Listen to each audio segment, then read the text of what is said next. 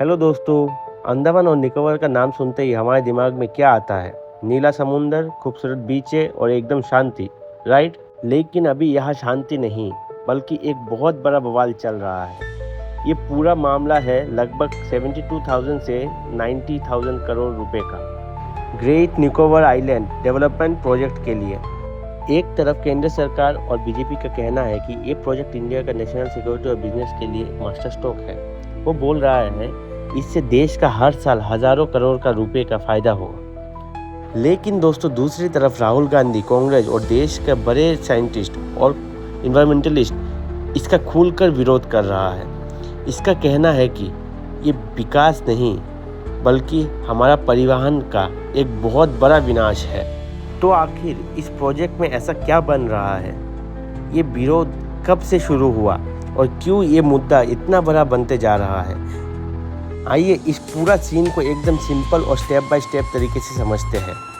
इस पूरा प्रोजेक्ट की कहानी शुरू होता है सितंबर 2020 में, जब नीति आयोग ने इस मेगा प्रोजेक्ट का मास्टर प्लान देश के सामने रखा। इसके बाद जनवरी 2021 में सरकार ने गैलेथिया वे वाइल्ड लाइफ सेंचुरी का स्टेटस हटा दिया ताकि वहाँ कंस्ट्रक्शन की तैयारी शुरू हो सके। बस यहाँ से लोकल साइंटिस्ट और परिवहन बचाने वालों का प्रोटेस्ट शुरू हो गया। फिर नवंबर 22 में इन्वायरमेंटल मिनिस्ट्री ने इस प्रोजेक्ट को फाइनल अप्रूवल दे दिया। लेकिन असली ट्विस्ट तब आया जब लोकल ग्रेट और लिटिल निकोबार ट्राइबल काउंसिल ने इस प्रोजेक्ट के लिए पहले दी गई अपनी एनओसी यानी कंसर्न वापस ले ली। उनका आरोप था कि उनसे सच्चाई छिपाकर और बिना सही कंसल्टेशन के उनकी पुरखों की ज़मीन पर कब्जा किया जा रहा है। इसके बाद अप्रैल 2023 में ये मामला एनजीटी यानी नेशनल ग्रीन ट्राइबल तक पहुंच गया। एनजीटी ने काम पर रोक तो नहीं लगाई, लेकिन एक हाई पावर्ड कम्युनिटी बना दी ताकि इसका नुकसान की जांच हो सके। फिर आता है 2024 और 25, जब इसमें पॉलिटिकल एंट्री हुई। राहुल गांधी खुद निकोबार के कैम्पबेल वे इलाके में गए, वहाँ का आदिवासी से मिले और सरकार पर सीधा हमला बोलते हुए इस प्रोजेक्ट को देश का परिवहन के साथ एक बड़ा अपराध और घोटाला बता दिया।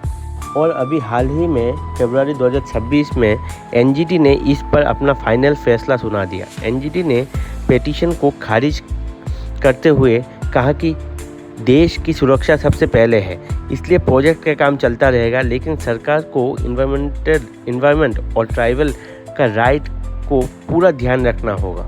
अब सवाल ये उठता है कि 72 करोड़ का प्रोजेक्ट में आखिर बन क्या रहा है? पूरा प्लान 3-4 बड़े हिस्सों में बटा हुआ है। पहला है गैलेथिया वे में एक बहुत बड़ा इंटरनेशनल कंटेनर ट्रांसशिपमेंट टर्मिनल यानी एक बहुत बड़ा पोर्ट। दूसरा है सिविलियन और मिलिट्री दोनों के काम आने वाला एक ग्रीनफील्ड एयरपोर्ट। तीसरा है 450 MVA का पावर प्लांट। और चौथा है लगभग 3 लाख लोगों को रहने के लिए एक स्मार्ट टाउनशिप। लेकिन दोस्तों, इसके बदले में नुकसान क्या होने वाला है? इन्वायरमेंट एक्सपर्ट के हिसाब से इस प्रोजेक्ट के लिए लगभग 130 स्क्वायर किलोमीटर का जंगल साफ किया जाएगा, जिसका मतलब है 8.5 लाख से 10 लाख पेड़ काट दिया जाएगा। इसके अलावा यहाँ green leatherback turtles, Nicobar megapode birds और दुर्लभ कोरल्स का नेचुरल घर है, जो इस हेवी कंस्ट्रक्शन से पूरी तरह से तबाह हो सकता है। और इसके साथ ही वहाँ रहने वाला आदिवासियों का अस्तित्व भी खतरे में पड़ सकता है। अब आते हैं पॉलिटिकल साइड की। राहुल गांधी और कांग्रेस का कहना है कि लाखों पेड़ काट कर और आदिवासी को बेघर कर ऐसा विकास करना बिल्कुल गलत है। उनका लॉजिक है कि अगर देश की सुरक्षा ही मेन है, तो वहाँ पहले से मौजूद INS वाज नावाल बेस को अपग्रेड किया जाए।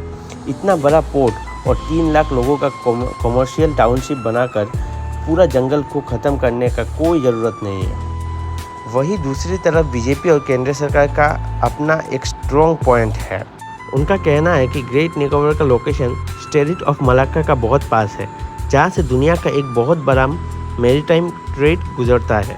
अगर चाइना को हिंद महासागर में काउंटर करना है, तो भारत को वहाँ अपना स्ट्रॉन्ग मिलिट्री और कॉमर्शियल बेस बनाना ही पड़ेगा। इसके साथ ही जो हज़ारों करोड़ रुपए इंडिया के कार्गो शिप सिंगापुर या कोलंबो पोर्ट को देता है, वो सारा पैसा अब भारत में ही रहेगा। तो दोस्तों, अगर आप इस पूरे मामला को देखें तो ये लड़ाई आखिर में डेवलपमेंट वर्सेस इन्वायरमेंट की बन चुकी है।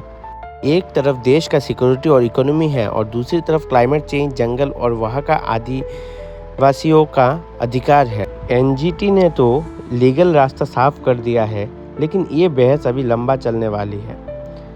आपका इस पूरा प्रोजेक्ट पर क्या सोचना है? क्या नेशनल सिक्योरिटी के लिए ये नुकसान सही है या राहुल गांधी और इन्वायरमेंटलिस्ट की चिंता सही है? कमेंट कर ज़रूर बताइए दोस्तों।